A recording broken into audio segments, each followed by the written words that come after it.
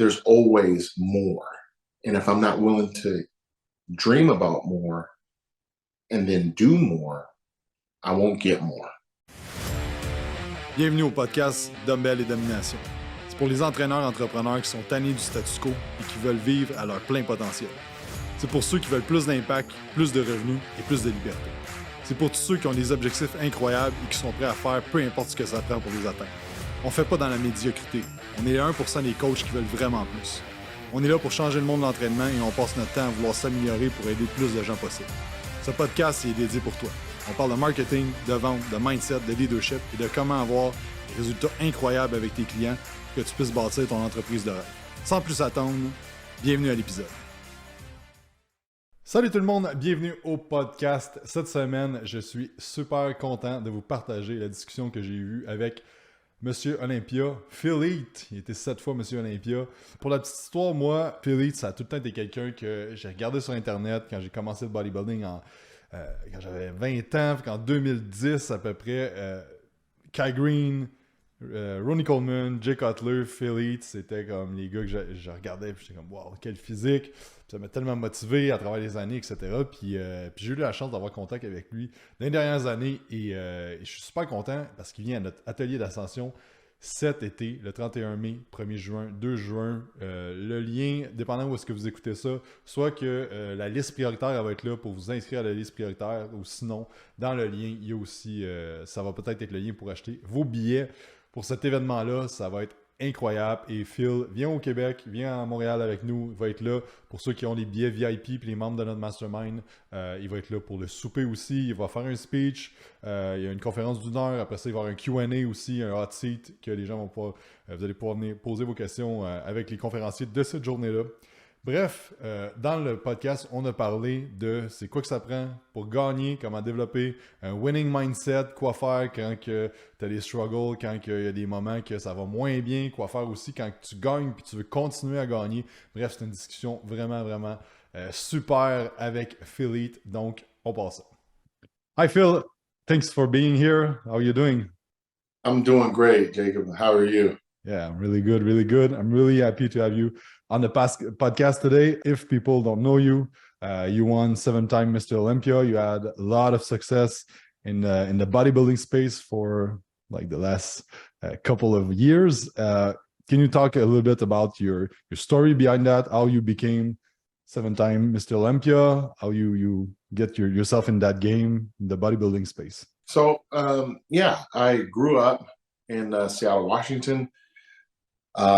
With really actually no ambition whatsoever of being a bodybuilder. I actually was a two-sport athlete. I ran track and I played basketball, which in fact led me to acquiring a Division I college scholarship at the University of Denver, where I played 4 years.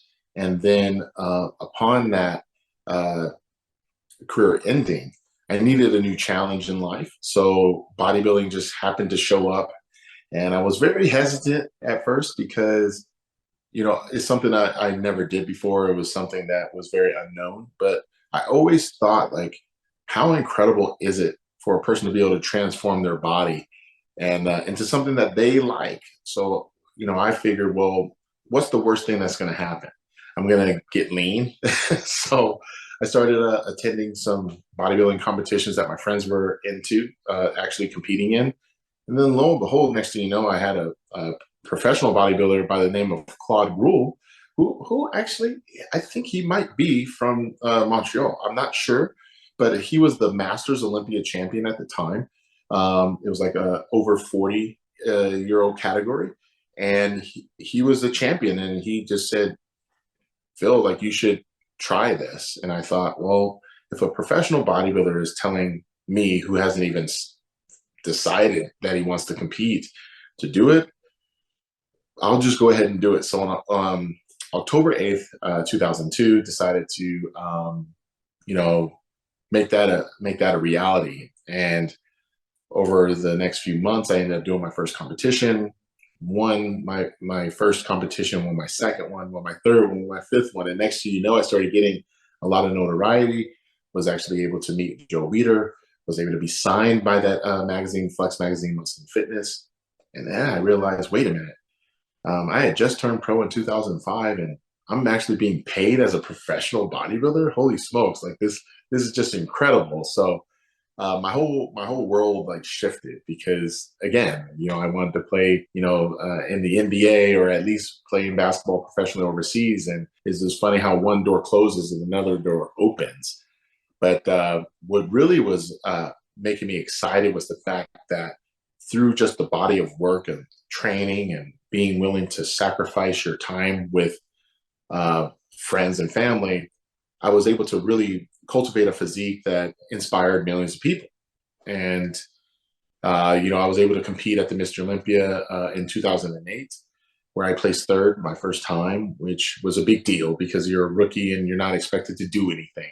But that following year, I ended up getting sick one day out before the contest, which really was very hard on me mentally. But one of the biggest goals was to be a champion. And for everyone listening and watching, it's one of those examples of a measurement of who you are is not when you're on top, it's when you do everything in your power, in your mind, your body, and your spirit. And for me, I was dieting all year and I'm thinking, oh yeah, like the previous year I placed third at the Mr. Olympia.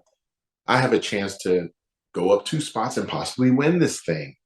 And to have that all get taken away by something that was completely out of my control. I didn't decide to get sick, right? It really brought me down a few notches, not just in placings, but in my mind and my heart. And I just was like, man, like I really wanted this. What changed was my grit. And I recognized that following day, as I was doing a photo shoot for Flex magazine, that normally you'd have like a call time at 10 a.m.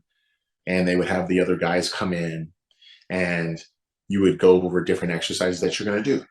Well, I got there at 8 in the morning and I was actually training legs. Now, for anyone that's ever competed in a bodybuilding show, that is probably the last body part you're ever going to train the day after a contest, especially if you had gotten sick 2 days prior, because you want to eat up. And I was barely able to hold down any food. And I remember a few guys that were working for Flex decided to interview me. They had their microphone right in my face as I was lying on the angled leg press. And they're like, Phil, like you just got done competing last night, but you're here in the morning. You have a full day of photos to take. Why are you in here? And I said, well, I was 5th place last night, but I'm not 5th place in here. And I'm proving to myself and to God himself that I deserve to be better than this. But I have to do the work. Like, well, but you're not going to gain any muscle from doing this. And I'm like, you don't understand. I'm putting forth the effort that a champion exhibits. A champion would train like this. A loser would just let himself or herself get depressed. And, in my opinion, a loser would just allow themselves to just feel sorry for themselves. And I didn't have time for that. I didn't have time, and I didn't want to make time for that. I wanted to get right in there. And I wanted to do the work when no one else is watching. I wanted to do the work 2 hours before everybody else walked in. So I did that. And I believe that promoted me to winning the Mr. Olympia 2 years later because I was ready. But a lot of people will say, well, yeah, you're gifted, great genetics, you train and this and that. It's like, no, I was doing the mental and emotional work way before. And I believe like in life, not just in sports, but in business, there's times where you actually have to do that work. You're going to be tested. And I felt like that was one of the many tests that I had to endure to get through so that I could earn my spot as being the Mr. Olympia champion. So in 2011, I won, and I knew I won. When I was called Mr. Olympia and new Mr. Olympia champion, I knew I had arrived, but I knew that my job was clearly far from being finished because I never dreamt of just winning it once. And I never wanted to put limitations on myself by just saying, yeah, it would be really nice to win the Olympia one time. I put no limitations on myself. In fact, I thought that the possibilities at that time were endless. So therefore, one day I had to decide, well, how many would you want? And I said 10. And that came with a ton of different critics and scrutiny and stuff like that. But I thought, gee, it's very interesting because as a child, you're always asked, what do you want to be when you grow up? And you say a doctor or a lawyer. You say probably whatever your parents have been putting in your head of what success really is.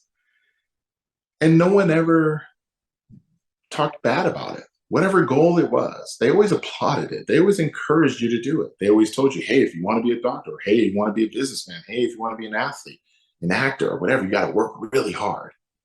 But when I said I wanted to win 10 Mr. Olympias, it came with, oh, he's arrogant. Oh, he's this. Oh, he's that. And it's like, this is an example of people in life not living out their full potential each and every day. This is an example of people actually so worried about someone else's goals that they don't focus on theirs. The fear that they have in their own lives, and they use that fear to go transfer that negative energy out their mouth onto a stranger, onto someone they don't even know. Oh, who does he think he is? Well, I happen to be the best in the world at something. I think I know who I am. And you couldn't even do what I was doing, but yet you would decide that you should put limitations on me. So I had to acknowledge that right then and there. And, even in business, you have a great year. Like I have a best friend from college and he works in software sales and cloud services and stuff. And I remember him working for a major company. And in his first year, he was the leader in all of the company. I mean, I'm talking about global sales. And his mentor said, anyone can win by luck. And I thought, wow, what a jerk. And he said, yeah, what kind of guy is this? And I said, you know what he's doing? Is that he's challenging you to do it again. Because there always is going to be a top salesperson. But can you duplicate that? Or at least hit your quota every quarter? That gentleman, my best friend, has never missed a quota in 15 years. And it's because of the fact that they refuse to let up. When other people are taking an exhale, it's the new year and they had a great sale, they were salesmen of the year. That was in December 31st of 2022. It's now 2023. It's also when you decide as a salesperson or entrepreneur that everything isn't going to go your way, just like I just explained in 2009, where I was training for the Olympia and I got sick. But guess what? Winning doesn't matter if you get sick. All winning cares about is you doing the job. And you doing a job better than anybody else. So the question I have is, how competitive can you be? And I had to ask that question for myself each and every day. How competitive can I be? And there's times where you're getting tired. And bodybuilding, you're going to get tired. But you cannot get fatigued to the point where you take this breath and you're just like, I can't do this anymore. You can never do that. Because for all of you, the minute you start to do that, you have to really assume that on your worst day that you're dealing with, whether it be with family, whether it be like a pet that could be sick or dead, it could be, anything. It could be your boss comes into the room and says, hey, you did great last year, you salesman of the year, and yes, you're going to bring your wife and kids on this company vacation, all expenses paid. But right now, I just decreased your sales team by 33%, and your quota just went up another 20%. There's no time for crying. There's time for innovation. There's time for creativity. There's time for getting your butt moving. And that's what champions are made of. It's designed to challenge you to see how further you can grow. Someone out there is always willing to go that extra mile. Someone out there is always willing to never make an excuse. And someone else is out there saying, you know what? I'm going through a really tough time right now, but my competitors are probably having their best day. While I'm going through a divorce, that person just is on their honeymoon. While I'm going through, an argument with a coworker, the other guy's coworkers, they're cheersing after having a great week. I need to keep that in my mind so that I can eliminate that negative thought or whatever it is that's going on, that I can partition what is happening right now and asking myself, how much control do I have over this negativity? And if I say a lot, then I can change it. Sometimes you have to partition it, put it over here and say, I will get to that in another hour, but this hour or these next 5 hours, I'm going to be supremely laser focused. Because if I screw up at this, now I got 2 problems. So I kept leveraging any type of adversity, any type of hardship, and I used it as fuel for every rep, every set, every workout that I ever did. Because I knew in the end, my all-time best would be supremely good enough. And lo and behold, I was able to win 7 consecutive years as the Mr. Olympia champion, tied with Arnold Schwarzenegger. But it didn't come without positive belief. It didn't come without tremendous adversity. And it didn't come without knowing that there's always more. And if I'm not willing to dream about more and then do more, I won't get more. Yeah, it makes total sense. And last time I saw you, it was in San Diego. You talk about like be ready to win, and you talk about one time when Jay Cutler, I think, won, and you felt like weight dropping from your shoulder. I think that was really interesting because you talking about like doing emotional work, doing like inner work. Can you talk about this time that you explained in San Yes. Diego? So after 2009, I was a madman, right? Like I carried that momentum from placing 5th, doing that photo shoot that I just described, and then going into that off season with just relentless momentum. And I went into that Olympia prep just like, yeah, guns blazing. I'm ready to go kill him. I'm ready to do my thing. And I'm ready to do my thing. And prior to that show, I actually did the 2010 Arnold Schwarzenegger Classic, where I was actually second place to a gentleman by the name of Kai Green. And after I lost that show in March of 2010, I said to myself, I'll never lose to this guy again. Because I looked at him as a very great bodybuilder, great adversary. So I said, I'm never going to lose to him again. I'm going to work even harder. Well, you did, Phil. And he placed 3rd at the Olympia in 2010, 6 months later, after he had just bested you at the Arnold Classic. Problem was that I was standing up there next to 3-time Mr. Olympia at the time, Jay Cutler. And he and I are friends. So there was that comfort that I had of just knowing like, hey, like we're a team and we work with the same coach. And yeah, everything's cool. Like we're kind of like best friends. So man, like it would be really cool to win, but you know, he is the champion. And so all this stuff started going through my head, like he's the champion, like I guess he's gonna win. And I started doubting myself. Started doubting myself as if I'd never trained hard. I'm doubting myself as if I didn't deserve to win. And when they announced his name as the champion, I exhaled. And I exhaled because, and no one even caught it. I exhaled because I was recognizing in real time how much stress that would be to be Mr. Olympia. What was the critics going to say? I wasn't focusing on how great it would be as a champion. I'm thinking of all the negatives that come along wearing that crown, because the heaviest head, the head that wears that crown comes with so much responsibility and so much time and effort and sacrifice and just stuff. Being misunderstood and people just having opinions about you that they don't even know you, but they feel like they make a living talking about you. And bodybuilding is different than any other sport. It's the only sport where it doesn't matter how hard you work, how much you love this sport. It's all about how you look. And I know everybody would hate to be judged based on how they look, because there's no filters in this sport. There can be filters on your phone and all your photographs and even your videos.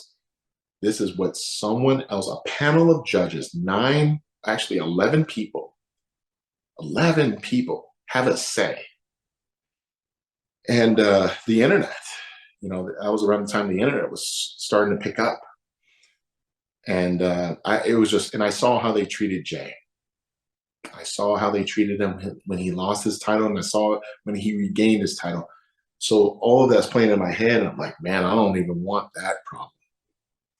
And then I realized, like, you're not exhibiting a champion mindset. You thought that you were when you placed fifth at the Olympia the year prior, and that you're tired of this and you're trying and this and that.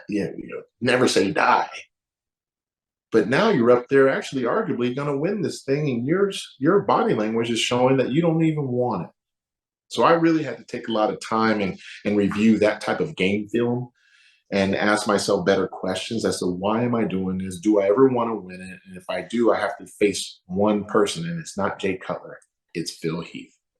I had to stare in that mirror every day and answer myself as to why am I so bothered by being the best?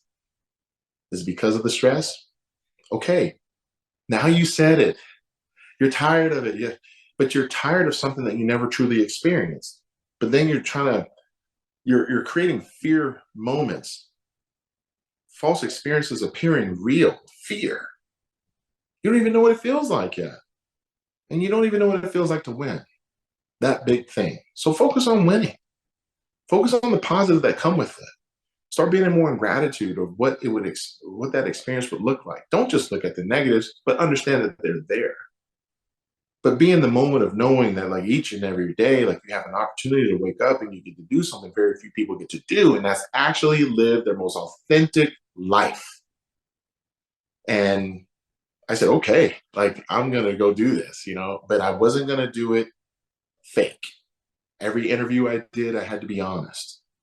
So I would talk to reporters. I'd say, yeah, last year I was in my head too much. I wasn't in my heart enough. My heart was not there. They're like, what does that mean? And I wasn't able to really describe it at the time because I was a lot younger and wasn't really able to sit down and dissect it. But I can tell you, I didn't take the time necessary in 2010 to really own being that and be proud of all of the things that came along with this journey. So yes, that exhale, man, that was heavy, but it was so necessary because I had a decision to go one way or the complete other. And I think we know where I went. And you talk about like pressure of winning. How do you deal with like pressure of not only winning and having a lot of attention and pressure, all the haters that come with it, I guess, and also like how do you keep your mindset of like, oh, I win one time and then I keep going? Like, what drives you? Because in business, sometimes like people have great year and they like I want to do, let's say, 1 million, and they reach that and they're like, oh, so what's next? Do I keep going? So how do you deal with everything? I think everybody deals, especially with sales, I think they're going to deal with imposter syndrome at some point or the other. Because, let's face it, I mean, someone probably went to college thinking that maybe they'll make a 50 grand or $100,000. And next thing you know, they're doing this and having the potential of having that every month. They're like, wait a minute, like, holy smokes, I'm living the dream. Like, well, I'm killing it. Like, and it's like, well, yeah, that's what happens when you work hard. That's what happens when things line up accordingly. So instead of focusing on like you won the lottery, be more in gratitude and realize that this came with all of these little steps along the way, all these little steps. But you also have to sign up for, like I said before, you have to sign up knowing that there's going to be people that are going to try to distract you. And that's what haters are, really. I mean, they're just distractions. They're designed to distract you. So we would call a hater, like, let's say in basketball, like if you're shooting free throws and the crowd is yelling at you, they don't necessarily hate you as an individual. Maybe some of them do, but they're just trying to get you to do what? To miss. When a person's lining up to kick that winning field goal, or to like in the World Cup, like if there's a penalty kick, like everybody's not silent. They don't want you to win. You have to accept that in business. You have to accept that there's people that are in a competitive landscape that might even work with you that don't want you to keep winning. So they may say something to you. They may act like they're your friend one moment and then act like completely opposite the next. They actually may start talking bad about you behind your back to get other people not to like you. It's all designed so that you're off your game. So I think a lot of the time in business, like we don't look at sports saying there's a correlation with those things. Like, but we don't think of it that way. We just think, oh, this person's just being mean, they're being a jerk. Like, no, man, they're trying. Yes, you're right. But what is really the agenda? To get you off your game. Because I guarantee you, if they were in your position, oh, you wouldn't even matter to them. You wouldn't even matter to them. They probably wouldn't even talk to you. They'd stick their nose up and walk away, like, you know. So you have to remember that those people that are trying to bully you or to talk trash about you wish they were you. And they're just trying to throw fog. They're just fog. Heavy fog, you can't see where you're going, right? Or at least, even if you were told to just walk straight, the minute fog comes, you're disoriented. But all you have to do is walk straight. You would become disoriented, right? All these things start playing in your head. So you have to stay on your game no matter what. And let's face it, you're not just signing up for a career. You're not just signing up to go make a living. You're signing up for whatever comes with it. And that is the unknown. So when it comes to people trying to distract you, you just have to gamify it a bit and realize that they're just a part of this game and I'm here to win.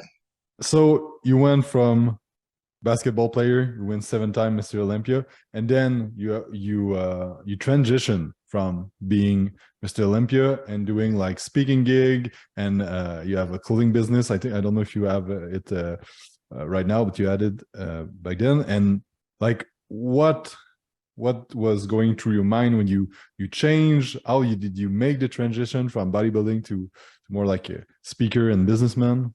It was very difficult at first because you're almost saying goodbye to something.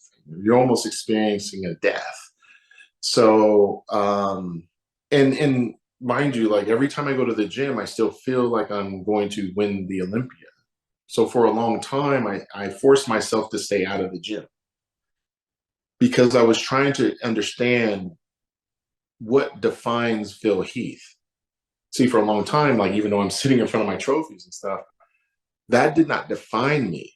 That was just a reminder of what hard work, dedication, sacrifice, intelligence, resiliency can provide. That is just a moment in time that I was able to achieve something like that. No different than if someone had like a PhD or something like that. They would look at that on their wall and say, yeah, I did that. And that came with a lot of organization, time management, long nights, very early up mornings, those things. The transition was rough because you want to do everything. You want to be able to do the entrepreneurship. You want to be the best in the world at stuff. You want to travel the world. You want to do all these things. You want to be a husband. You want to create a family. It's tough to try to create balance. So sometimes, well, in my life, I realized sometimes you have to like devote more energy into one thing at a time in order to get maximum result. Like a lot of people will talk about balance and they just try to say like, oh yeah, I have my balance. It's not ever going to be like this. If you have to think of it like a teeter-totter. So as your kid, you're on a teeter-totter with your friend or your sister or whatever, and you're like up and down and up. It's very rare where it's level. That is your work life and your personal life. It's up and down. I'm going to devote this much energy to the family, then I got to go to work and devote this much energy. So but you have to accept that. So I had to accept that and continue to just reinvent or at least explore who I really am without bodybuilding, because a lot of the people are always going to consider me as a bodybuilder, which is fine, like that, but that's a moment in time. But I needed to explore it like by saying, okay, what's the first thing you can do? Lose 35 pounds. So I did that. So now I'm dealing with the body image issues because I'm like, wow, like I'm not the same looking guy. What does this feel like? And I had to like channel that. And I felt like I needed to write those things down and explore it so then I can help other athletes who may have, look, I mean, they didn't achieve what I achieved, but I know a lot of guys and girls deal with body dysmorphia. So I'm like, well, what better way of me helping them is to do it, is to kind of walk away and then like lose a bunch of weight and then journal it and then be able to share it in speeches. Wow, that's really cool. So that transition was, it took a lot of time and I'm still going through it. But that's the cool part about it as well, is because you're always evolving. So I recognize that, hey, I'm 43 years old and I can choose now at this point, because of the work that I've done on self-development, if I ever wanted to get bigger or if I wanted to get leaner. But that's choice. And I gave myself that option by removing certain things of saying like, well, it's not going to be Phil Heath, champion bodybuilder, on his headstone when he dies. It's going to be Phil Heath, a husband, a loving father, those things. So I decided to work more on those things, because even working as an entrepreneur, that's not going to read on my headstone. It sure as hell didn't read it on Steve Jobs' headstone, people like that. So I had to really define who I currently am and honor who I have become through this whole journey. So it's an it's an evolution of man. It's a hero's journey. It's something that requires a lot of moments of being still and not being so like not being in a hurry to do 20 million things. I mean, I think the pandemic kind of helped me with that as well, to kind of slow things down a little bit and kind of, really take some inventory as to what do I really want in the next 3 to 5 years? How am I going to do those things? What things do I have to sacrifice to get those things? And what potential hurdles or obstacles are going to probably come in my way? Like, I've been around long enough, and being this old, being this young, to kind of see like how I function through stress, how I handle excitement, how I handle disappointment, and then figure out like how I can handle it better. And that has helped with the transition. And obviously, one of my best things is knowing that I've gone through a lot of different challenges in life, and I've done it with a smile on my face half the time. So, and I'm vulnerable enough to share it with other people. So the transition has been long, but yet in a short period of time, if that makes sense. But my purpose, oh my gosh, like I think I have greater purpose than ever, because there's only myself, Schwarzenegger, Ronnie Coleman, and Lee Haney who have done what I've done, if not more, in the sport of bodybuilding. So I'm very privileged, to share that experience with other people, to get them out of their way, to let them know that you can win as many titles in your sales as you want.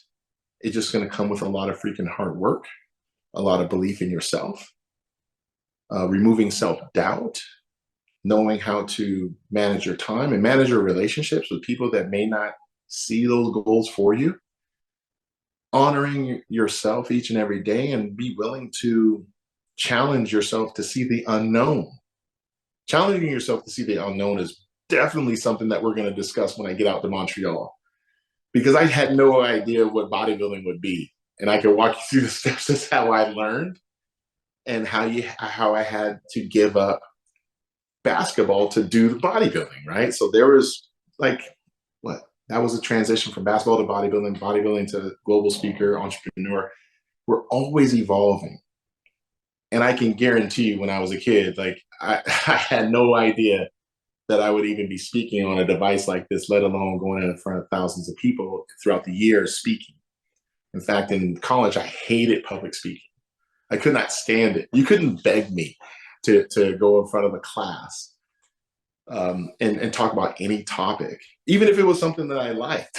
I was just very introverted, and maybe that's why bodybuilding helped me. But I will tell you, a funny joke is that you learn how to speak publicly when you go do a guest appearance at a local show, and you're in your posing trunks, hitting these poses, and then afterwards they give you a microphone and they want you to say a few words. So you're literally having your worst nightmare come to life, because we've all had them, where you're like, I can't.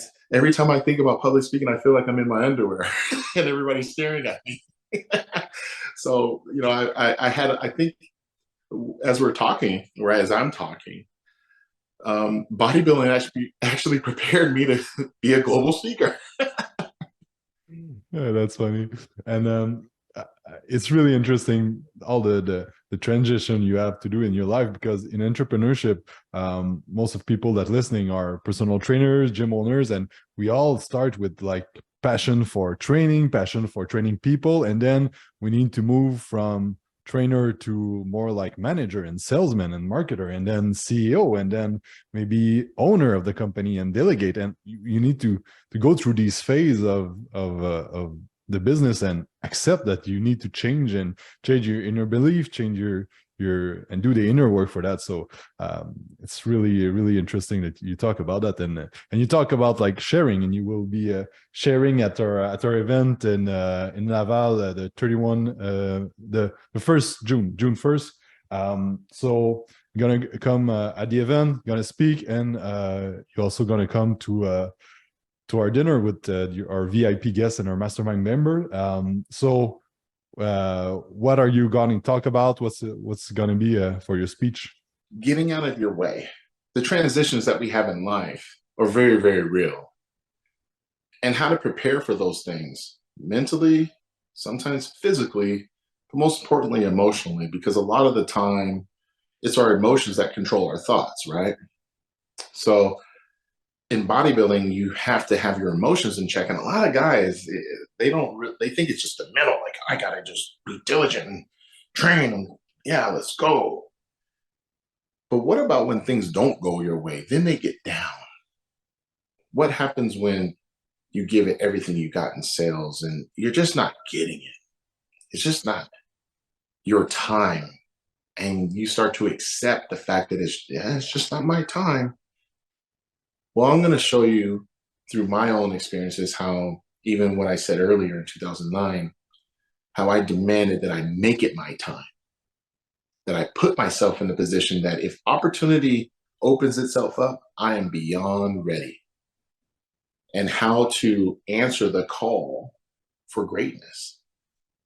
Nice. I can't wait to have you there.